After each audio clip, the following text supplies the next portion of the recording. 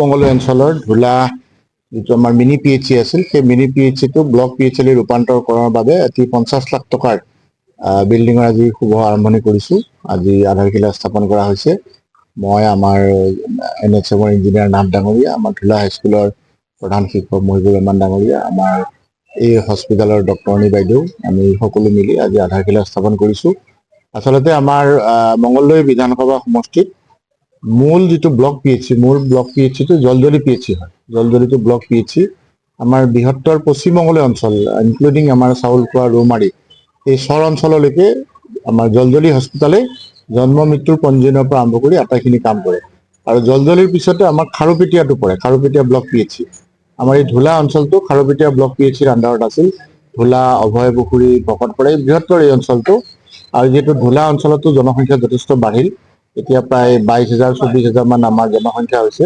গতিকে এই পূব মঙ্গলদৈ অঞ্চলত ধুলা, ওজাগাঁও, খাৰুপেটীয়া, আমাৰ হীৰাপাৰা, মেনাপাৰা এই গোটেইখিনি মিলাই এতিয়াৰ পৰা আমাৰ এইটো অনুষ্ঠানে ব্লক PHC হিচাপে পৰিগণিত হ'ব। ইয়াতে তলৰ যিটো গ্ৰাউণ্ড ফ্ল'ৰটো আমাৰ হ'ব লেবৰেটৰী, পেথলজি লেবৰেটৰী, আৰু ওপৰতো অফিচ হিচাপে হ'ব। গতিকে এই অঞ্চলৰ ৰাইজে জন্ম মৃত্যুৰ পঞ্জীয়নৰ কাৰণে সদায় খাৰুপেটীয়ালৈ যাব লাগে, এতিয়া আৰু খাৰুপেটীয়াত যাব নালাগে।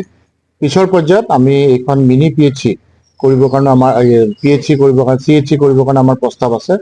আৰু ইতিমধ্যে মই এখন এম্বুলেঞ্চো ইয়াত দিছোঁ, আৰু ইয়াতে হস্পিটেল পৰিচালনা সমিতিৰ সভাপতি সকলো মিলি এইখন খুব সুন্দৰভাৱে পৰিচালিত হৈ আছে। আৰু আমাৰ জিলাৰ ভিতৰতে যিটো প্ৰেগনেঞ্চিৰ ক্ষেত্ৰতো আমাৰ ধুলা এইখন হস্পিটেলৰ কিছু ইয়াতো ডেলিভাৰী হয়। গতিকে আমাৰ ডেলিভাৰী যিটো ৰেট থাকিব লাগে চৰকাৰী মতে, সেইটো আমাৰ ধুলা PHCত আমাৰ যথেষ্ট ভাল।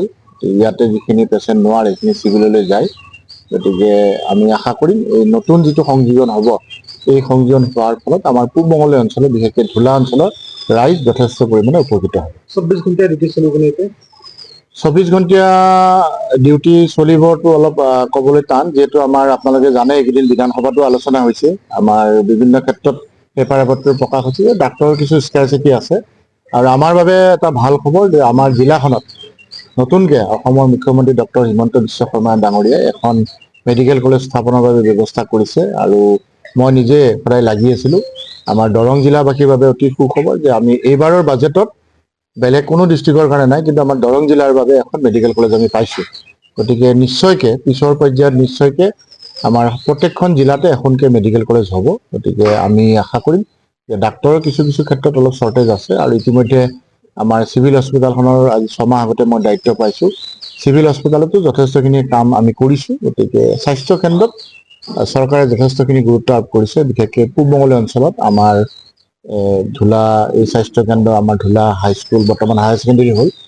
স্বাস্থ্য আৰু শিক্ষা এই দুটা ক্ষেত্ৰত আমি যথেষ্টখিনি আগভাগ লৈছোঁ, যিহেতু আমাৰ জিলাখন এছপাৰেশ্যনেল ডিষ্ট্ৰিক্ট হিচাপে স্বাস্থ্য আৰু শিক্ষা এই দুটা ক্ষেত্ৰত আমি অকণমান পিছ পৰি আছোঁ। সেইখিনি ক্ষেত্ৰত মই নিজেও যথেষ্টখিনি চৰকাৰৰ লগত আলোচনা কৰিছোঁ। আৰু মুখ্যমন্ত্ৰী ডক্টৰ হিমন্ত বিশ্ব শৰ্মা ডাঙৰীয়াই যথেষ্টখিনি ইনিচিয়েটিভ লৈছে। নিশ্চয়কৈ আমি আশা কৰিম যে আগন্তুক দিনবিলাকত স্বাস্থ্য আৰু শিক্ষাৰ ক্ষেত্ৰত আমি মঙ্গলদৈ তথা দৰং জিলা বহু পৰিমাণে আগবাঢ়ি যাব পাৰিম। অসমৰ সংবাদ জগতখনৰ বাবে এক সুখৰ খবৰ। আপোচবিহীন ৰাইজৰ কণ্ঠ সাপ্তাহিক কবচ পুনৰ এবাৰ অসমৰ ৰাইজৰ মাজলৈ।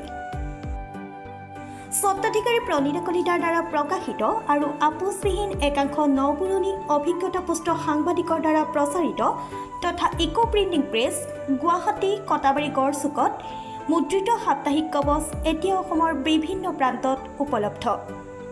আমাৰ ঠিকনা মুখ্য কাৰ্যালয় অসম ফৰেষ্ট স্কুল, হৰি মন্দিৰ পথ, গুৱাহাটী, আৰু উপ কাৰ্যালয় Kalita market, Bijaynagar, Kamrup, Assam. Mobile number হৈছে 9435114666 70024728113। আমাৰ ইমেইল ID হৈছে kobos2025@gmail.com।